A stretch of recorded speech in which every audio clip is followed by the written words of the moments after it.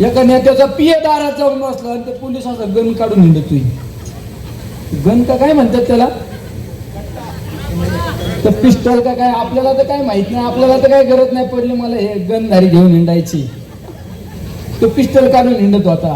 अरे राम भाऊ आमचा जरी साधा दिसला, माझा सारखाच आहे ना, मी पण साधा आहे, पण आम्हाला हात पण जोडता येतात आणि भाया पण वर करतायत, हे पण तुम्हाला सांगतो.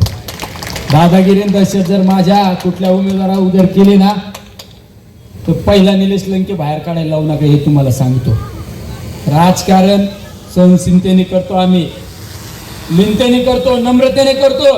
पण जर माझ्या उमेदवाराला जर कोणी चुकीच्या पद्धतीने खिंडीत आणून जर दादागिरी दहशत करायचा प्रयत्न केला ना, तर ही निलेश लंकेची गाठ आहे, हे पण तुम्हाला सांगतो. ही दादागिरी घरी ठेवायची. निलेश लंके भायावर करून समोर येऊ शकतो. तुमच्यासारखा ऑफिस मध्ये बसून आदेश करणार नाही. तुम्ही बघा, हे करा, गुन्हे दाखल करणे या गोष्टी आम्ही उकळून पेलोय, जेल बिल सगळं उकळून पेलोय आम्ही. पण जर निवडणूक होऊ द्या, जनतेचा कौल आम्ही मान्य करू.